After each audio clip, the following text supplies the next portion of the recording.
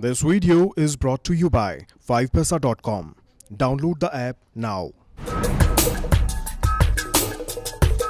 Corona संकट से जहां एक तरफ देश की अर्थव्यवस्था गहरे गड्ढे में चली गई, कारोबार ठप हो गया, बड़ी बड़ी कंपनियां बंद हो गईं, महंगाई तो जैसे आम आदमी के पीछे ही पड़ गई है।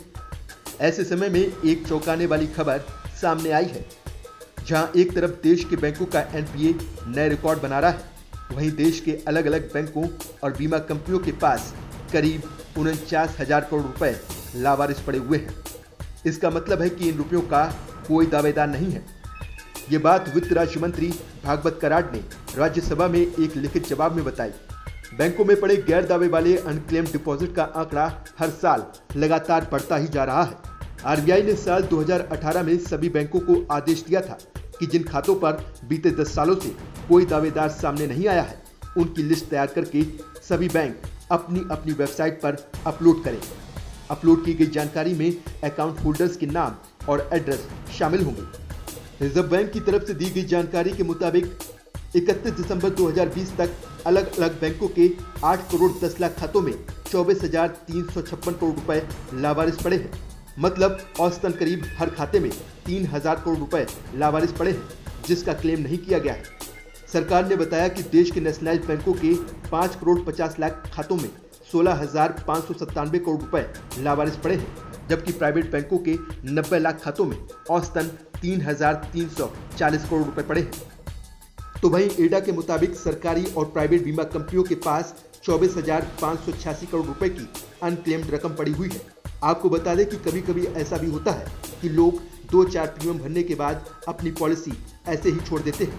इसके अलावा बहुत से लोग इसलिए क्लेम नहीं कर पाते क्योंकि उनसे इंश्योरेंस के कागज खो गए होते हैं। बीमा कंपनियों के खातों में भी करोड़ों रुपए ऐसे ही पड़े हैं, जिसे कोई क्लेम करने वाला नहीं है।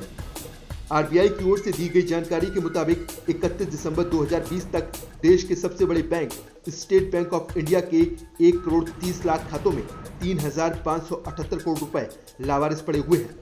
साल 2018 तक एसबीआई के 47 लाख खातों में 1,036 करोड़ रुपए लावारिस पड़े हुए थे। तो वहीं कैनरा बैंक के 47 लाख खातों में 995 करोड़ रुपए और पंजाब नेशनल बैंक के 23 लाख खातों में 829 करोड़ रुपए ऐसे पड़े हुए थे जिनका कोई दावेदार नहीं था। साल 2016 से बैंकों में लावारिस पड़े पैसे का आंकड़ा लगातार बढ़ता रहा है।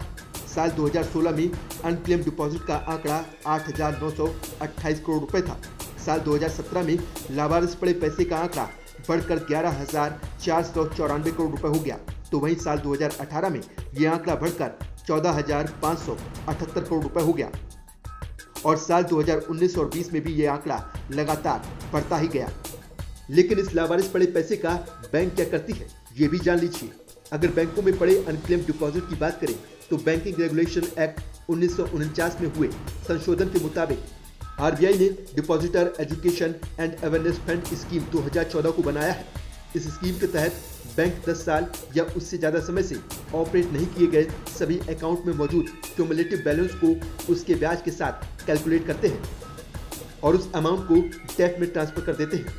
अगर डेफ में ट्रांसफर हो चुके अनक्लेम्ड डिपॉजिट का कस्टमर आ जाता है तो बैंक ब्याज के साथ कस्टमर को भुगतान कर देते हैं और डेफ से रिफंड के लिए दावा करते हैं।